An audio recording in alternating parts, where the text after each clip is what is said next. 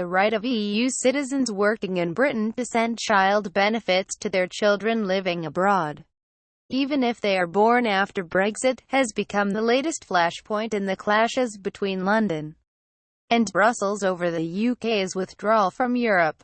Brussels believes European citizens living in the UK should be left unaffected by the referendum result, and the EU's negotiating team, led by Michel Barnier, raised the issue midway through last week's negotiations in Brussels.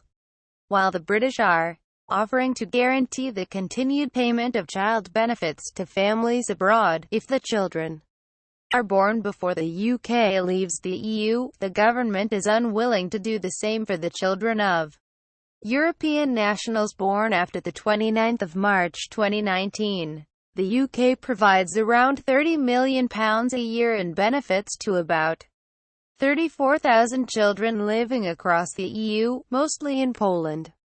There have long been calls for the payments to be stopped for parents whose children do not live in the UK.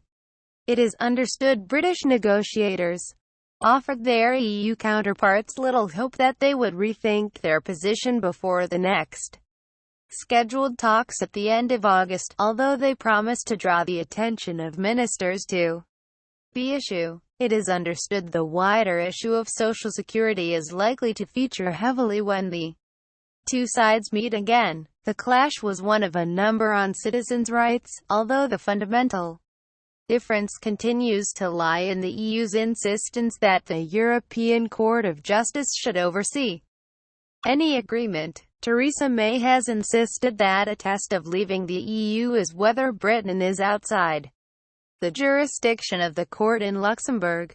Senior British government figures believe the EU is asking a lot, and in danger of judicial imperialism.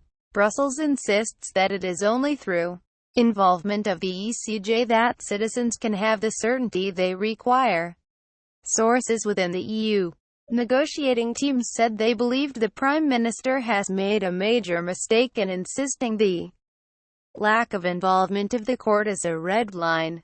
Despite the differences, sources close to the talks said they believed that an agreement on citizens' rights will be carved out before October, when the European Council, whose members comprise the leaders of the member states, meet to decide whether there has been sufficient progress on the key withdrawal issues of citizens, the UK's divorce bill, and the border in Ireland.